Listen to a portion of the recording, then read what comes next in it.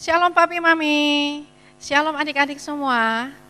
Hari ini sekalipun kamu tidak pergi ke gedung gereja, tetapi melalui rekaman ini kamu juga harus beribadah. Nah, di dalam Roma 12 ayat yang pertama itu dikatakan, persembahkanlah tubuhmu sebagai persembahan yang hidup dan kudus, sebab itu adalah ibadah kita yang sejati. Artinya persembahkan tubuh yang hidup, bahwa pada waktu kita masih hidup, pada waktu kita bernafas, dimanapun, kapanpun kita harus menyediakan waktu untuk kita beribadah. Sebab tubuh kita adalah tempat kediaman Roh Kudus. Kita perlu bersekutu dengan Roh Allah yang hidup. Maka siap-siaplah untuk beribadah apapun situasinya, apapun keadaannya. Yang kedua, artinya kudus, yaitu dikuduskan, dipisahkan dari dunia ini. Kenapa kita dipisahkan dari dunia ini? Supaya tidak serupa dengan dunia, melainkan kita akan menjadi serupa dengan Kristus. Bukankah ini sama dengan tahun dimensi yang baru? Nah, adik-adik, papi mami, walaupun kita beribadah dengan memakai rekaman, saya mau minta tolong kepada papi mami untuk tetap membawa anak-anaknya datang beribadah, menyediakan waktu khusus. Selama rekaman ini berlangsung, saya minta tolong supaya papi mami menertibkan anak-anaknya untuk tidak menyaksikan rekaman ini sambil makan, sambil tidur-tiduran, sambil jalan-jalan, sambil duduk-duduk doang santai, tetapi sungguh-sungguh seperti ketika kita sedang beribadah di rumah Tuhan. Ini adalah kesempatan untuk kita memakai rumah kita, untuk memakai keluarga kita sebagai tempat beribadah bersama-sama. Yang berikutnya, papi mami, saya minta tolong, biarlah kiranya selama ibadah ini berlangsung, papi mami boleh menyertakan anak-anaknya, boleh bersama dengan anak-anaknya, untuk bisa saling mendoakan setelah selesai ibadah ini, supaya perlindungan dan penyertaan Tuhan tetap tinggal di dalam rumah kita, di dalam keluarga kita, bersama dengan anak-anak kita. Nah, akhir kata saya mengucapkan selamat beribadah. Tuhan Yesus memberkati. Yuk sama-sama kita mulai ibadah kita hari ini. Tutup matanya, lipat tangannya, kita sama-sama berdoa ya. Tuhan, kami mengucap syukur Tuhan untuk segala kebaikan-Mu. Kami mengucap syukur Tuhan untuk setiap rencana-Mu. Bapa, kami hari ini mau datang kepadamu. Kami bawa puji-pujian kami bawa sembah kami. Kami rindu Tuhan, Engkau bertahta atas mesbah-mesbah keluarga yang kami bangun hari ini. Bapa, pimpin ibadah ini, walaupun jaraknya berbeda, tempatnya berbeda, waktunya mungkin berbeda. Tapi kami percaya Tuhan, dalam satu hati, kami tahu Engkau bertahta di atas puji-pujian dan sembah umat-Mu. Bapa, kami siapkan hati kami, bertahtalah Allah kami di atas mesbah-mesbah kecil yang kami didirikan di rumah-rumah kami. Kami siap beribadah hari ini, kami siap memuji-Mu, kami siap menyembah-Mu dalam nama Tuhan Yesus Kristus. Adik-adik, papi mami yang siap, sama-sama kita bilang amin. Shalom adik-adik. Shalom. Siapa yang sudah siap memuji Tuhan? Kakak. Dalam keadaan apapun, kita selalu percaya dan kita perkatakan kalau Tuhan Yesus baik. Amin. Amin. Yang siap memuji Tuhan, tangan ke saya.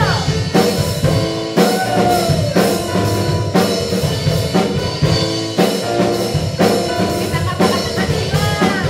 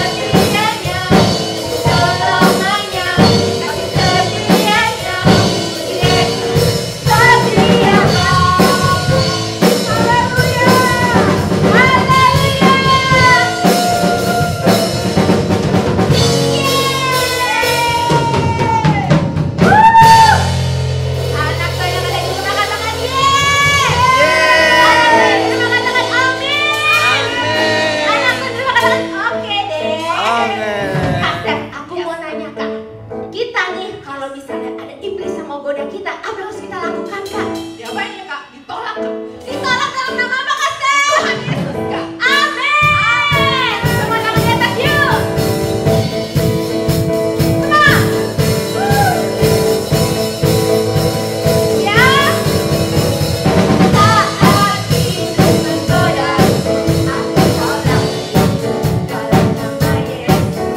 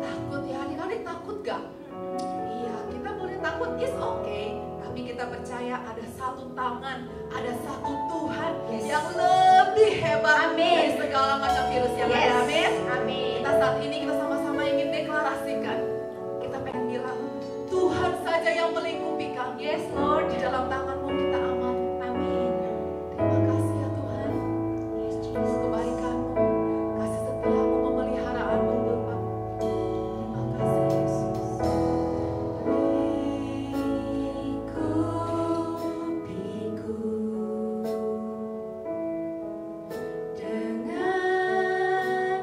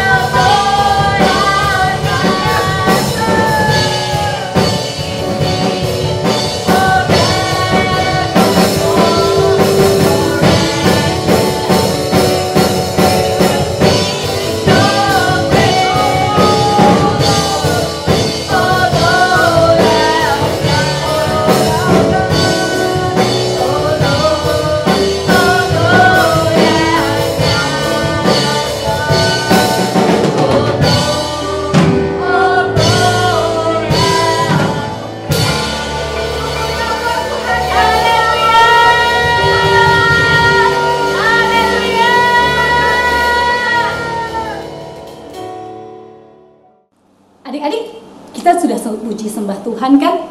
Sekarang kita mau dengerin firman. Siap dengerin firman? Kita buka hati buat Tuhan Yesus untuk firman-Nya tinggal di dalam kita. Tutup matanya yuk. Tuhan, kami mengucap syukur Tuhan. Kami mau Tuhan supaya hari ini kami menerima kekuatan yang baru. Kami menerima firman yang baru. Supaya firman itu bertumbuh di dalam kami dan kami mengerti. Bapa, kami minta hikmat Roh Kudus-Mu untuk setiap adik-adikku dan orang tua Tuhan. Di dalam kondisi seperti ini Tuhan, biarkan firman-Mu ini menguatkan dan membuat kami tampil menjadi pemenang. Kami siapkan hati kami. Urapi hamba-Mu, berikan hikmat-Mu juga pada hamba-Mu, supaya apapun yang disampaikan kami tepat seperti isi hati-Mu. Dalam nama Tuhan Yesus, biarlah Roh Kudus bekerja sepenuhnya di dalam hidup kami. Dalam nama Tuhan Yesus kami sama-sama mau dengar firman-Mu. Yang mau dengar firman Tuhan sama-sama bilang, amin. Adik-adik, tahu nggak? Kita memasuki tahun dimensi yang baru. Tahu nggak arti dimensi yang baru artinya? Sama-sama sama Kak Monik ya. Berubah serupa Kristus menjadi kepala dan bukan ekor. Sekali lagi ya, tahun dimensi yang baru adalah berubah serupa Kristus menjadi kepala dan bukan ekor. Sekarang sama papi mami, ayo papi mami ikut yuk, sama adik-adik ya. 1, 2, 3. Tahun dimensi yang baru berubah serupa Kristus menjadi kepala bukan ekor. Kakak tanya ya, siapa yang di sini nih mau berubah serupa Kristus jadi kepala dan bukan ekor? Wah, semuanya mau kan? Kakak juga mau. Mau tahu nggak?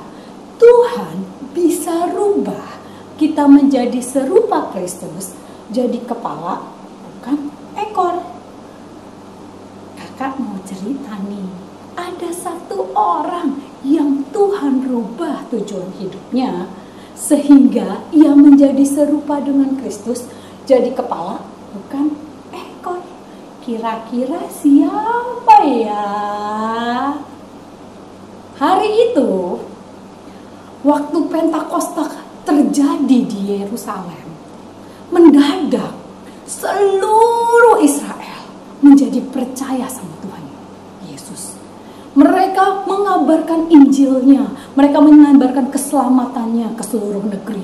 Semua orang berapi-api yang menjadi pengikut Kristus berpencar ke seluruh Israel dan mengabarkan Injil keselamatan dan sukacita. Tapi di tengah genggam gembita itu, kamu tahu nggak? Ada yang nggak suka.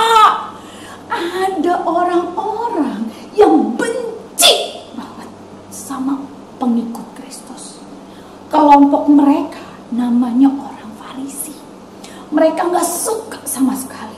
Mereka orang-orang yang berusaha membunuh Tuhan Yesus. Mereka juga orang yang membunuh Stefanus. Mereka menangkapi orang-orang Kristen dan dimasukin ke dalam penjara. Takut ya. Salah satu orang itu, namanya adalah Saulus. Dia orang yang kejam. Dia dikenal semua orang pengikut Kristus, semua pengikut Kristus zaman itu takut sekali dengan yang namanya Saulus. Dia seorang muda berpendidikan dan dia mengejar orang-orang Kristen, mengejar pengikut-pengikut Kristus untuk dimasukkan, dianiaya dan dimasukkan dalam penjara. Dia sampai mengejar ke seluruh negeri supaya orang-orang Kristen tidak bisa beribadah. Semua orang takut sama dia. Suatu hari Saulus sedang pergi ke kota namanya Damsyik. Dia naik kuda. Di atas kudanya dia jalan ke arah kota Damsyik. Di tempat yang bergurun, pasir, panas. Mendadak Saulus melihat satu sinar yang terang, lebih terang dari matahari. Dia sampai kaget waktu dia melihat sinar itu, dan kemudian dia jatuh tersungkur. Dia bilang gini, aduh, mataku. Karena saking terangnya, sampai matanya gak bisa lihat. Kenapa mataku gak bisa lihat, kata dia. Dalam hati dia bertanya, kok aku gak lihat? Mendadak ada suara menggelegar. Suara itu bilang begini, Saulus, Saulus, kenapa engkau menganiaya aku? Saulus dengan rendah hati dan takut dia bilang ini, siapakah engkau, Tuhan? Suara itu kemudian berkata, aku ini Yesus yang kau aniaya. Pergilah ke kota yang kutunjuk, tinggallah di sana. Itu kata Yesus. Saulus bingung, matanya gak bisa lihat. Teman-temannya menuntun dia berjalan ke tempat di mana Yesus perintahkan. Di dalam satu rumah, orang percaya Saulus ada di sana. Tahu nggak apa yang Saulus lakukan? Dia berdoa, berdoa, berdoa. Dia tidak makan, dia berdoa, berdoa, berdoa. Di tempat lain, ada seorang hamba Tuhan bernama Ananias. Tuhan juga bicara sama Ananias. Ananias, datanglah ke kota itu di mana Saulus berada. Ananias waktu mendengar itu, Ananias bilang gini, yang benar Tuhan, dia itu kan orang yang menganiaya kami. Tapi Tuhan bilang begini, benar, datang, ikuti saja perintahku. Hari itu Ananias datang, sesuai dengan perintah Tuhan, ia datang ke rumah di mana Saulus ada. Waktu Ananias masuk, Ananias bertemu dengan Saulus. Ananias mendoakan dan membuat Saulus penuh dengan Roh Kudus. Hari itu tidak ada lagi yang namanya Saulus, adanya namanya Paulus. Hari itu seorang penganiaya pengikut Kristus menjadi seorang penginjil. Tuhan bilang begini pada Ananias, dialah alat yang aku pakai untuk mengabarkan Injil. Tidak peduli dek, kelihatannya kita masih kecil, kelihatannya kita nggak bisa dipakai Tuhan. Tapi kalau kamu berjumpa dengan Tuhan, Dia bisa pakai kamu dan saya untuk jadi penginjil-penginjilnya, untuk jadi pengabar-pengabar firman-Nya. Kalau kita mau berubah serupa dengan Kristus, menjadi kepala dengan ekor, bukan ekor, maka kita harus berjumpa dengan Tuhan. Perjumpaan itu akan membuat kita mengerti kenapa kita berada di dunia ini dan menyelesaikan panggilannya. Adik-adik mau nggak menyelesaikan panggilannya? Jadi penginjil-penginjil kecil, jadi pengabar-pengabar kabar baik di sekolah, di rumah, di keluarga, dimanapun kamu berada. Jadi pembawa api Pentakosta ketiga. Kalau mau, angkat tangannya yuk. Sama-sama yuk, angkat tangannya. Tuhan, ini kami Tuhan. Kami mungkin kecil, kami mungkin terbatas. Tapi kami tahu Tuhan, Engkau Allah yang mengasihi kami tidak terbatas. Bapa, ajar kami mengerti Tuhan, supaya kami bisa melakukan apa yang Engkau telah tentukan sejak sebelumnya, untuk menjadi pemberita-pemberita kabar baik, baik di keluarga kami, baik di antara teman-teman kami, baik di antara rumah kami, tetangga kami, juga Tuhan pada bangsa ini. Biarkan Tuhan kami jadi penginjil-penginjil-Mu, kami jadi pemberita-pemberita kabar baik-Mu. Tuhan, urapi adik-adikku Tuhan, ajar mereka hikmat-Mu, sehingga mereka dapat melakukan apa yang harus mereka lakukan sesuai dengan isi hati-Mu. Di dalam nama Tuhan Yesus, sama-sama kita bilang, amin.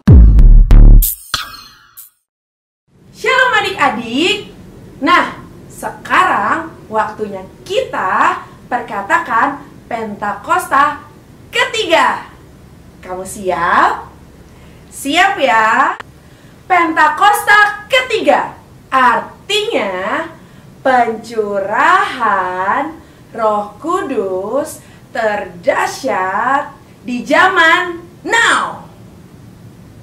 Pentakosta ketiga artinya penuaian terbesar dan terakhir.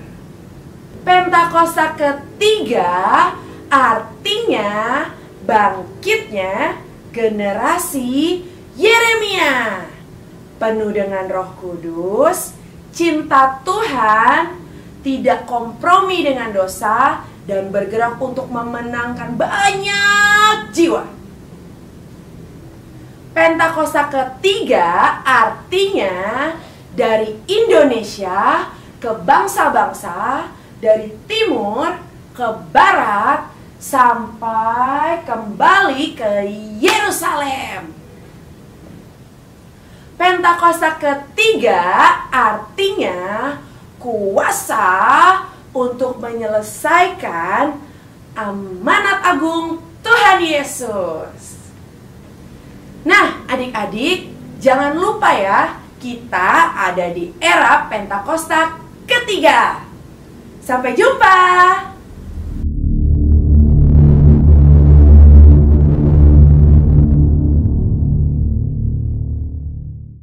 Adik-adik, siapa yang diberkati oleh firman Tuhan dan puji-pujiannya hari ini? Dahsyatnya Tuhan Yesus ya. Walaupun situasi tidak mendukung kita ibadah, tapi Tuhan mempertemukan kita. Tahu nggak? Kita yang sudah dipilihnya sejak semula, kamu yang sudah dipilihnya sejak semula, kita juga yang dibenarkannya, kita juga yang dikuduskannya, dan kamu dan saya akan menerima kemuliaan yang sama. Kita akan akhiri ibadah ini, tapi kita tahu penyertaan Tuhan, hikmat dari Roh Kudus bersama-sama kamu dan saya. Yuk kita tutup semuanya, lipat tangannya, tutup matanya, siapin hatinya. Tuhan, kami mengucap syukur untuk firman-Mu. Kami mengucap syukur Tuhan untuk ibadah kami hari ini. Kami tahu Tuhan, Engkau Allah yang bekerja dan bergerak di tengah kami. Bapa, berkati papi mami Tuhan, berkati keluarga kami Tuhan, jagai kami Tuhan. Karena kami tahu Tuhan, Engkaulah Allah yang bertahta, berdaulat atas keluarga kami. Tuhan, bekerjalah di dalam kami, supaya di masa yang seperti ini kami terus berdoa. Berikan kami roh doa-Mu sehingga kami dapat berdoa dan tidak menjadi khawatir. Jagai Tuhan, perlindungan-Mu nyata atas kami. Tuhan, kami terima berkat-berkat yang terbaik. Kami tahu penyertaan-Mu dan tangan-Mu tidak pernah terlambat menolong kami. Maka itu kami mengucap syukur. Dalam nama Tuhan Yesus Tuhan, kami berdoa untuk Indonesia Tuhan. Kami percaya Tuhan kasih setia-Mu atas bangsa ini. Kami minta Tuhan perlindungan-Mu dinyatakan atas Indonesia. Kami minta Tuhan Indonesia sembuh, Indonesia pulih, Indonesia diselamatkan. Dalam nama Tuhan Yesus kami akhiri ibadah ini, tapi kami tidak mau berhenti berdoa. Ajar kami terus berdoa. Dalam nama Tuhan Yesus sama-sama kita bilang, amin.